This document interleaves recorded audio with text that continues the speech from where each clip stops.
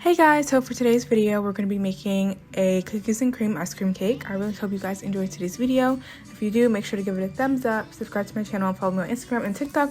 That is linked in the description down below.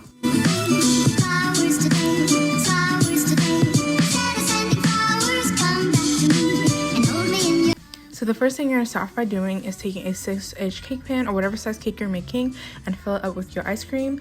Of choice, I'm using cookies and cream ice cream, obviously, since that's the kind of cake it is. And you want to line your cake pan with some kind of parchment paper, wax paper, plastic wrap, whatever you have. And you just want to fill your cake pan up with the ice cream all the way to the top and make sure you smooth it out. Make sure you pack it in tightly so it's not like any air holes or anything like that. And also make sure your ice cream has set out for like a few minutes so it's a bit soft, so this process is easy for you. And you just want to put this in the freezer. You can do it overnight or until you finish the cake. I just waited until I finished the cake, but waiting overnight might be the better decision if you have that time, but if not, you know, waiting until the cake is done will suffice. So now you just want to sift together all of your dry ingredients into a medium-sized bowl and then whisk it up to make sure all the ingredients are combined.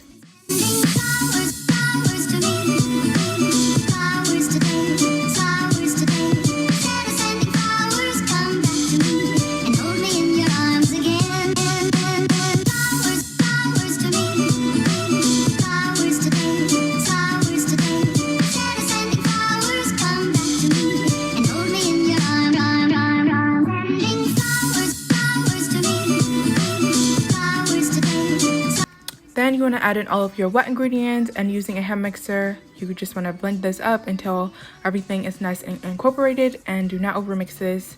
And make sure to scrape the sides of the bowl with the flour that may go on the sides.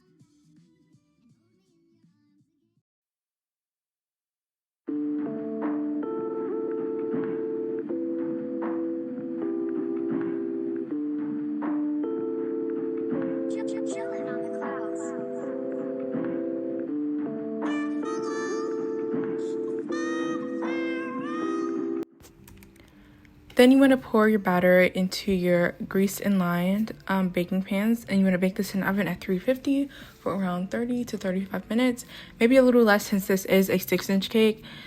So, you know, just keep an eye for it, so make sure you're not over baking the cake.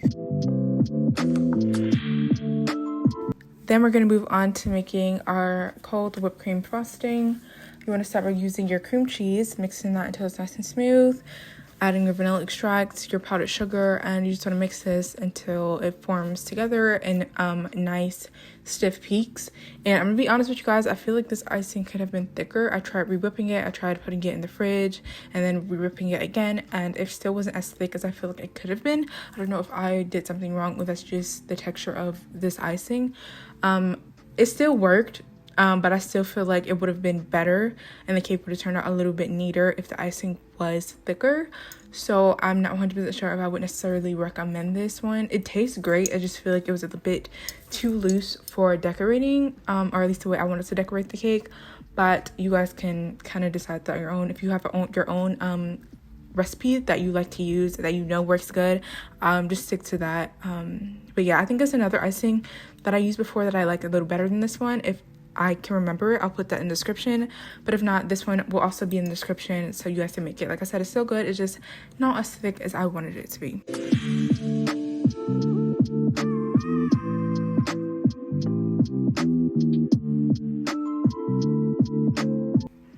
And now you just want to put your cake layers together, and at this point you can freeze a cake overnight, which is what I would recommend, but you can just let it be in the freezer for a couple hours.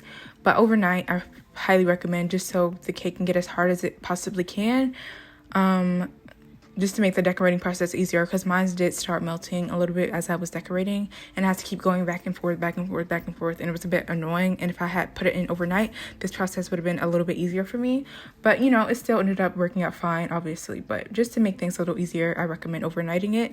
But after you put your cake layers together, you just want to start by icing your cake, and I did kind of a bit of a crumb coat and then put it in the freezer for a little bit, and then I went back over and put more icing on it.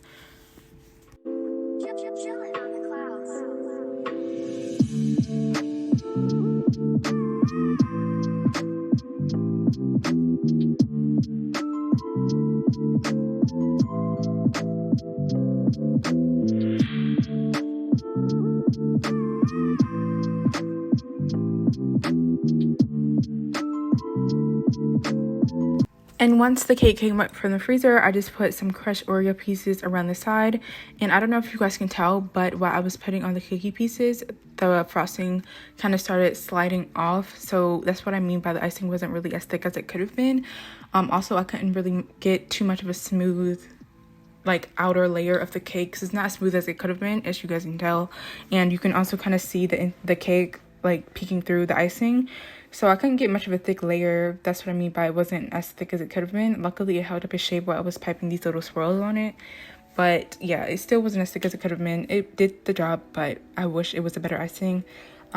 But anyways, after I finished piping on these little swirls, I just put some black sprinkles, and then I did some mini Oreos on each little swirl, and that was the finished cake. I really hope you guys enjoyed this video. This was very delicious, and it was my first time making an ice cream cake, so now I know a little bit more things I could do differently to make things a little easier and to make the cake turn out a little better than what it did. It didn't turn out ugly, but it could have been better. But yeah, as far as taste, it tasted absolutely delicious, so it was nothing wrong with the taste. It was just, it could have looked a little bit prettier in my eyes, but it still did the job. Let me know in the comments if you guys tried out this recipe and how you liked it. If you guys enjoyed this video, make sure to give it a thumbs up, subscribe to my channel, follow me on Instagram and TikTok, that's linked in the description, and I'll see you guys next week with a new video. Bye guys.